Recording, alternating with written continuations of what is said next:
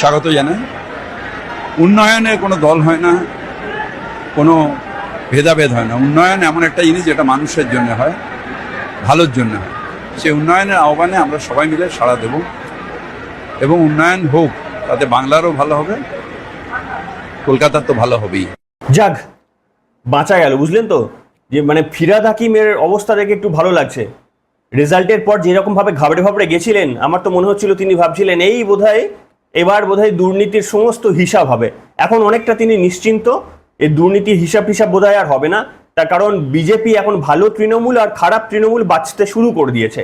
আর মমতা বন্দ্যোপাধ্যায় বলেছিলেন না, বিজেপি হেরে গেলে পিঠে পোস্টার লেগে ঘোরাতে হবে, আর এখন তৃণমূল হেরে গেছে, তো তৃণমূল বোধহয় এখন পিঠে পোস্টার লেগে ঘুরে বেড়াচ্ছে যে আমরা ভালো তৃণমূল, আর লিখলেই ব্যাস কেন্দ্রীয় বিজেপি লুফে নিচ্ছে। আইদার সাংসদ দলের ওই বিক্ষিপ্ত সাংসদ হলে তাহলে একটা নতুন রাজনৈতিক দলে, আর যদি এখানে হয় তাহলে ঋতপন্থী তৃণমূল দলে যুক্ত করে দিচ্ছে। ভালো ব্যাপার। তো এই ববি বাবু হিন্দু ধর্ম বা যে যারা তাদের ধর্মে জন্মগ্রহণ করেনি তারা দুর্ভাগা বলা এই ব্যক্তিটিও পার পেয়ে যাবেন এবং বিজেপির আমলেই পার পেয়ে যাবেন, এটাও আমাদের দেখতে হবে। তো ভালো ব্যাপার। তো আমরা যেটা আজকে জানাবো আপনাদের সামনে, যে এই তৃণমূল কংগ্রেসের ছোটে নবাব অভিষেক বন্দ্যোপাধ্যায়কে যেভাবে জেরা করা হচ্ছে সেটা তো নিশ্চিতভাবে উচিত, কিন্তু পুলিশ কি খেয়াল রাখছে যে এইভাবে জেরা করতে গিয়ে আদতে অভিষেক বন্দ্যোপাধ্যায়কে তারা আবার হিরো বানিয়ে দেবে না তো? রাজনীতিতে ছোট বাবুর প্রত্যাবর্তন আবার হবে না তো? সেই রাস্তা কি পুলিশ প্রশস্ত করে দিচ্ছে?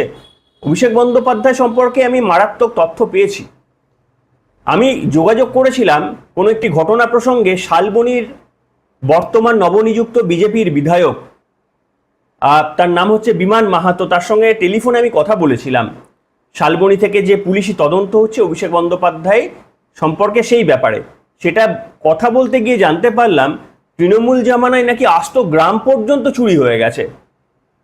মানে ঝাড়গ্রাম জেলার সাঁকরাইলের বাঁকড়া গ্রামটা, তার অধিকাংশ অংশই নাকি চুরি হয়ে গেছে।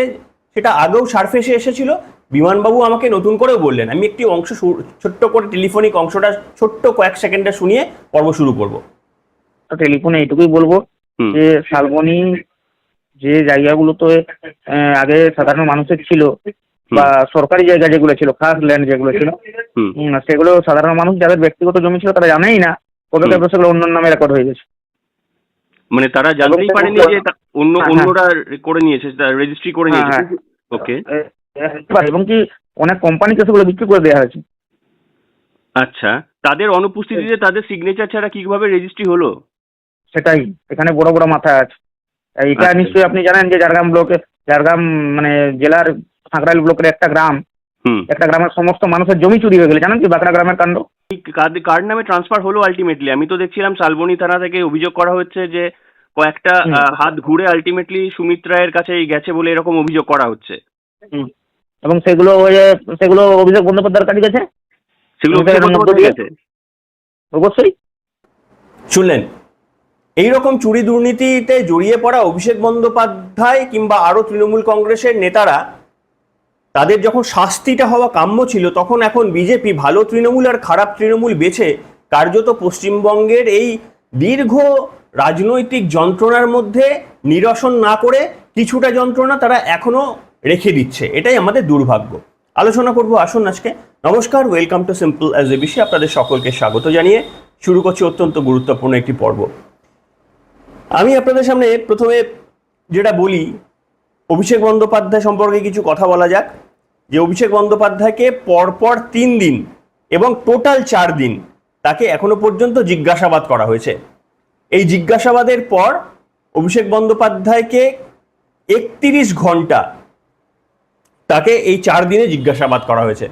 কখনো ওই ডিজে বাজানোর মন্তব্যে, কখনো প্রাথমিকের জালিয়াতি চুরি সংক্রান্ত, চাকরি চুরি সংক্রান্ত বিষয়ে, এবং কখনো মানে এই যে ঝাড়গ্রাম থেকে যে মানি লন্ডারিং, এক্সটর্শনের যে সমস্ত অভিযোগগুলো এসেছে সেই বিষয়ে তাকে করা হয়েছে 31 ঘন্টা, অর্থাৎ 8 ঘন্টা পার ডে হিসাবে তাকে জেরা করা হয়েছে। দেখুন, 8 ঘন্টা কেন, দিনের 24 ঘন্টা তাকে জেরা করা হলেও আমার কোনো আপত্তি নেই। কিন্তু আমার বক্তব্য হচ্ছে আজকে এই মুহূর্তে ডবল ইঞ্জিন পশ্চিমবঙ্গে প্রতিষ্ঠিত হয়েছে। ডবল ইঞ্জিন মানে তো সব দিক থেকেই, কাজেই এই মুহূর্তে সিআইডিও বিজেপির হাতে আর ইডি সিবিআইও বিজেপির হাতে। ইডি সিবিআই এতদিন পর্যন্ত কাজ করতে পারতো না, তার মূলত কারণ হিসেবে যেটা বলা হতো যে এই রাজ্যে পুলিশ অসহযোগিতা যদি করে, ইডি সিবিআই যদি কোনো তদন্তে কোনো ইনফরমেশন চায়, পুলিশ যদি সেই তদন্তের ইনফরমেশন তুলে না দেয়, কোনো ব্যক্তিকে যদি বলে তাকে ইন্টারোগেট করবে, পুলিশ যদি তার আগেই তাকে ইনফরমেশন পাইয়ে দিয়ে তাকে প্রোটেক্ট করে সমস্ত ফাইলগুলোকে সরিয়ে দেওয়ার কাজ করে, তাহলে কেন্দ্রীয় তদন্তকারী সংস্থা করবেটা কি? আজকে সেটা বলার তো আর সুযোগ নেই। এবং যেহেতু এখন অভিষেক বন্দ্যোপাধ্যায়ের 3 সপ্তাহের একটা প্রোটেকশন ছিল, তদন্তে সহযোগিতা করলে একটা প্রোটেকশন ওই সংসদে সই জালিয়াতির মামলা, বিধানসভায় সই জালিয়াতির মামলায়, তাই এখন তার বিরুদ্ধে কিছু করা না হলেও আমাদের লক্ষ্য রাখতে হবে এই পশ্চিমবঙ্গের পুলিশ যারা দীর্ঘদিন কাজ করতে ভুলে গিয়েছিল, যারা তৃণমূল কংগ্রেসের নিজেদের বড় কর্মী প্রমাণ করার বা কেউ কেউ নেতা প্রমাণ করার চেষ্টা করেছিলেন, তাদের কাজটা মনে আসে কিনা। কারণ এই এতগুলো সময় পেরিয়ে যাওয়ার পর অভিষেক বন্দ্যোপাধ্যায়কে ঘন্টার পর ঘন্টা ডাকছেন, আমাদের কোনো আপত্তি নেই, কিন্তু আপনি যদি বারবার একজন রাজনৈতিক নেতাকে ঘন্টার পর ঘন্টা ডাকেন এবং তারপরে যদি তদন্তের স্বার্থে কোনো কিছুই প্রমাণ করতে না পারেন, তাহলে একদিকে যেমন অভিষেক বন্দ্যোপাধ্যায় আইনি রক্ষা কবচ পেয়ে যাওয়ার একটা সুযোগ থাকবে আগামী দিনে। অভিষেক বন্দ্যোপাধ্যায় বলবেন যে দেখুন মানে আরও আপনারা 4 বার ডাকবেন, তখন অভিষেক বন্দ্যোপাধ্যায় বলবেন আমাকে ইতিমধ্যে 10 বার ডাকা হয়েছে, আমি 10 বারই হাজিরা দিয়েছি, কখনো 8 ঘন্টা, কখনো 11 ঘন্টা, কখনো 6 ঘন্টা আমাকে বসিয়ে রাখা হয়েছে, প্রশ্ন জিজ্ঞেস করা হয়েছে, আমি সব বলেছি। এরপরেও যদি আমার বিরুদ্ধে কোনো প্রমাণ খুঁজে না পায়, তার দায় তো আমার মধ্যে পড়ে না, তাহলে আমাকে রক্ষা কবচ দীর্ঘায়িত করা হোক, এরকমই হেনস্থা থেকে আটকানো হোক। এবং এই হেনস্থা থেকে আটকানোর জন্য এর আগেও একটা সুপ্রিম কোর্টের সম্ভবত একটা পর্যবেক্ষণ ছিল যে ঘন্টার পর ঘন্টা কাউকে বসিয়ে রেখে এইরকম মানে 11 ঘন্টা আর যাই বলুন আপনি, আমি এটা মানতে রাজি নই। 11 ঘন্টা ধরে একটা জেরা চলে, এটা আমি মানতে রাজি নই। এবং যে পুলিশের সঙ্গে যে পুলিশ কার্যত তৃণমূল ছিল, যে তৃণমূলই কার্যত পুলিশ ছিল, তারা অভিষেক বন্দ্যোপাধ্যায় সম্পর্কে বাকি কিছু জানেন না, এ হজম হয় না। উত্তরপ্রদেশ পুলিশ হলে তাদের বেগ পেতে হতো, পশ্চিমবঙ্গের পুলিশ অভিষেক বন্দ্যোপাধ্যায় চুরি দুর্নীতি সম্পর্কে ওয়াকিবহল নন, এ আমাদের মানে বিশ্বাস হয় না।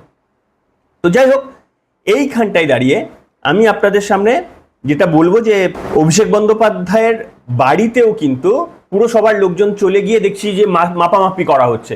পটুয়াপাড়ার বাড়িতে গিয়ে মাপামাপি করা হচ্ছে, কোনটা রাস্তা থেকে বেরিয়ে রয়েছে, কোনটা কতটা ভিড় ছাড়া হয়েছে, এতদিন পর পুলিশের মনে পড়েছে।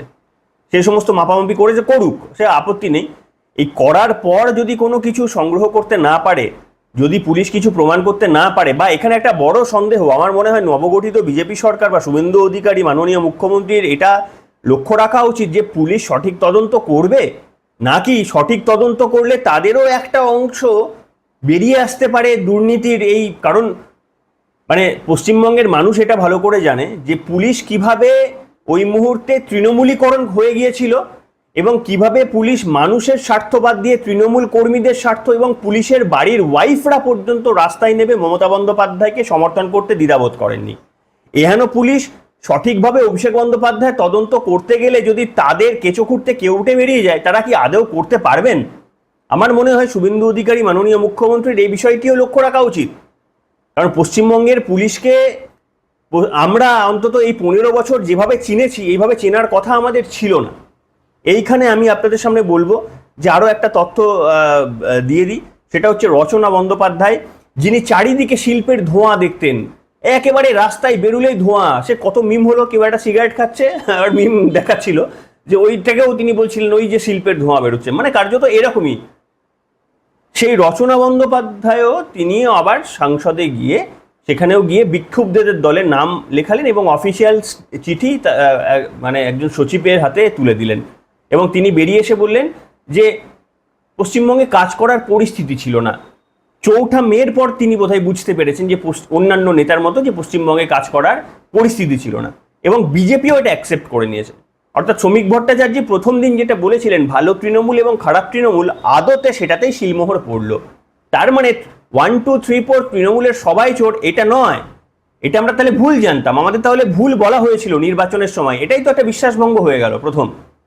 তার মানে 1, 2, 3, 4 তৃণমূলের কেউ কেউ চোর, এটা অত্যন্ত দুর্ভাগ্যজনক। আমাদের প্রতিবাদটা না করলে এটা হবে না, তাই আমাদের প্রতিবাদটা করতেই হবে। বিজেপি ছাড়া দ্বিতীয় কোনো রাজনৈতিক দল ভারতবর্ষের বুকে মানে কি বলবো দেশের জন্য কাজ করে বলে এটা বিশ্বাস করি না। মানে এটা ভাববেন না যে তার মানে অন্য রাজনৈতিক দলকে মানে এখানে রিপ্লেস করার মতো। কিন্তু যে দলটাকে আমরা সব থেকে বেশি মনে করি যে দেশের জন্য কাজ করতে পারে, তারা যদি একদিন চোর বলা সবাইকে জায়গা দিয়ে দেয়, তাদের 80%কে যদি জায়গা দিয়ে দেয়, তাহলে তো নিশ্চিতভাবে পশ্চিমবঙ্গবাসীকে নতুন অপশনের জন্য ভাবতে হবে। যদিও টু আর্লি টু সে, কিন্তু আমি আপনাদের সামনে এইখানে রচনা বন্দ্যোপাধ্যায়ের বক্তব্যটা বললাম, একটু শুনিয়ে নি অল্প করে। दीदी के साथ रहते हुए विद ड्यू रिस्पेक्ट टू दीदी आई एम सेइंग कि हम लोग को कई जगह में काम पे रुकावट दिया गया था और हम लोग काम कुछ वैसे कर नहीं पा रहे थे जो हम लोग को करना चाहिए था। अभी जो बीजेपी की गवर्नमेंट आई है और हमारे जो रिस्पेक्टेबल सीएम है शुभेंदु अधिकारी जी, और हम सब देख रहे हैं West Bengal as well as India में कि 1-2 महीने में हम लोगों का काम का तरक्की क्या हो रहा है, कहाँ पे कैसे क्या काम किया जा रहा है, जो कि इतने दिनों से शायद लोग नहीं देखे होंगे कि ऐसे भी काम होता है पश्चिम बंगाल में कि इतनी तेज गति से काम चल रही है। শুনলেন, এরকম আরো বক্তব্য শোনাতে পারি আপনাদের সামনে, অন্য এক পর্বে নয় শোনাবো। আমি প্রতিদিনই শোনাতে থাকবো যে ভালো তৃণমূলের খারাপ তৃণমূলের ব্যাখ্যা ততদিনই শোনাতে থাকবো যতদিন না পর্যন্ত দেখবো এ নিয়ে বিজেপি কোনো পদক্ষেপ নিচ্ছে, বিজেপির তরফ থেকে কোনো সুরাহা আমরা পাচ্ছি। কিন্তু এবার আমি আপনাদের সামনে যেটা শোনাবো সেটা হচ্ছে, আমি কথা বলেছিলাম শালবনীর বিধায়ক বিমান মাহাতোর সঙ্গে।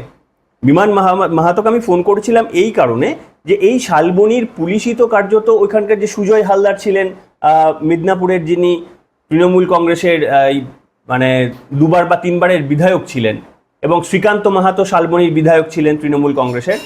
তো আমি জিজ্ঞাসা করেছিলাম এই যে এক্সটর্শন কেসে সুজয় হাজরা এই মুহূর্তে তৃণমূল কংগ্রেসের বিধায়ক গ্রেপ্তার করা হয়েছে, এবং তার সূত্র ধরেই অনেকটা জানা গেছে যে ওখানে জমি সংক্রান্ত অনেক এক্সটর্শন হয়েছে।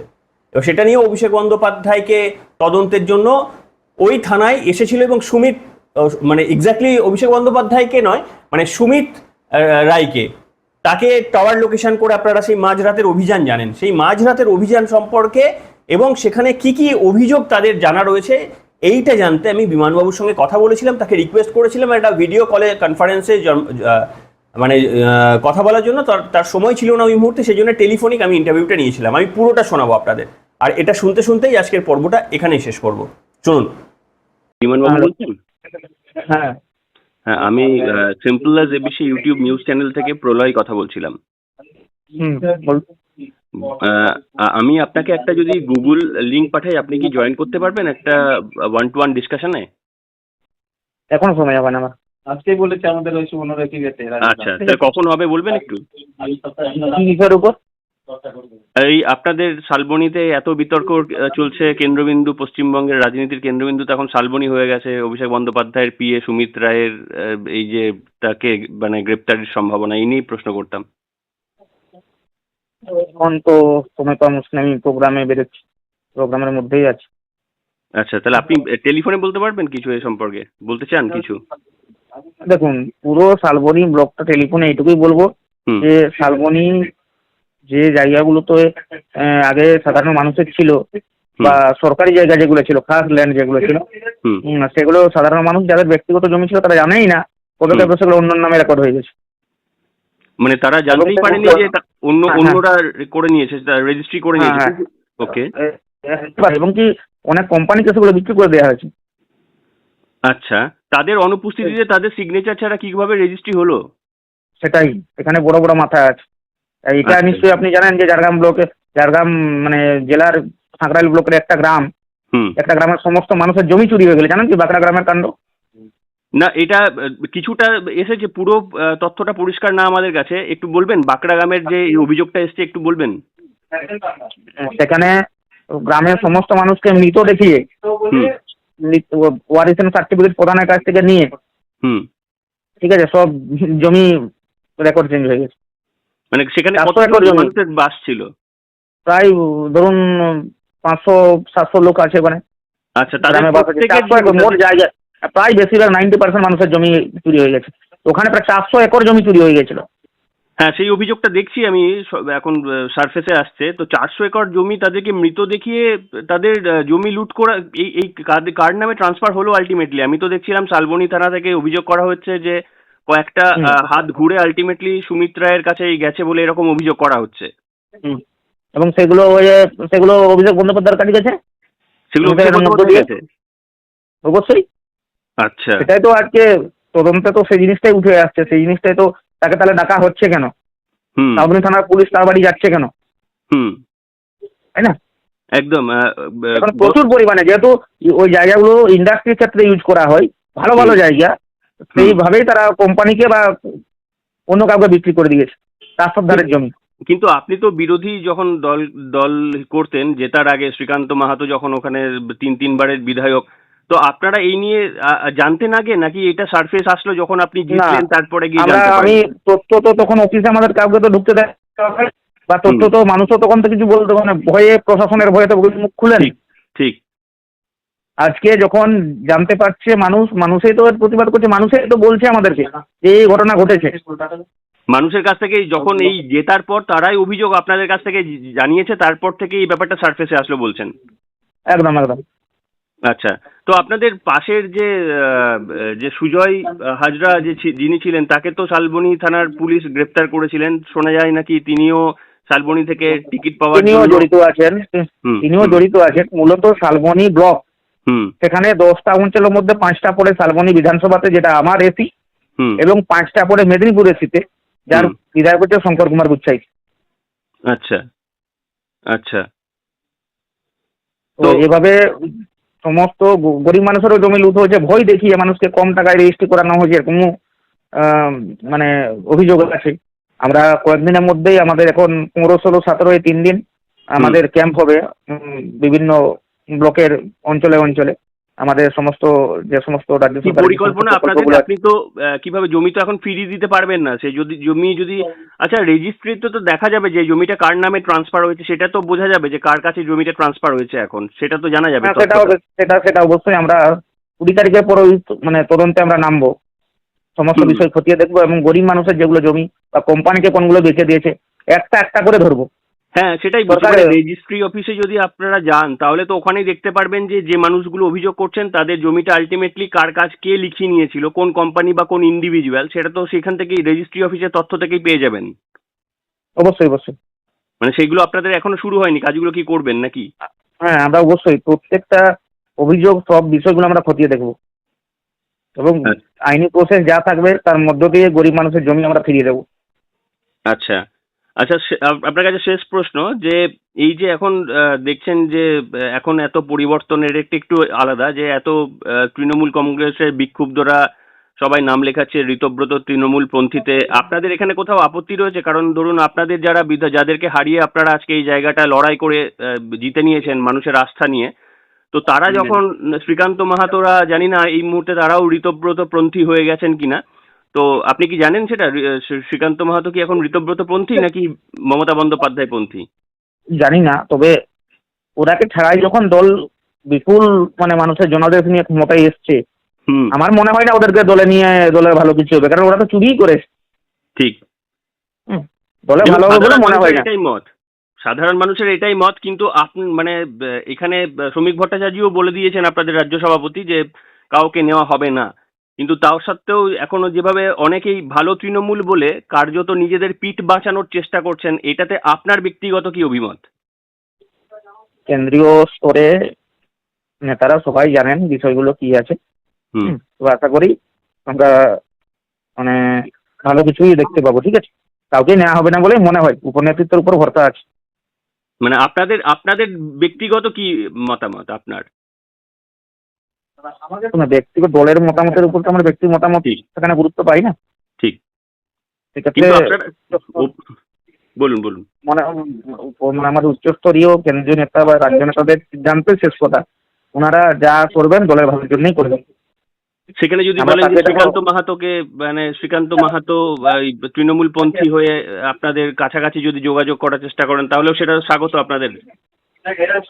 আমার মনে হয় না যে এরকম করবেন, আশা করি এরকম কোনো সিদ্ধান্ত নেবেন না। ওকে। ঠিক আছে, ঠিক আছে বিমলবাবু, আপনাকে অসংখ্য ধন্যবাদ আমাদের চ্যানেলের সঙ্গে কথা বলার জন্য। ধন্যবাদ।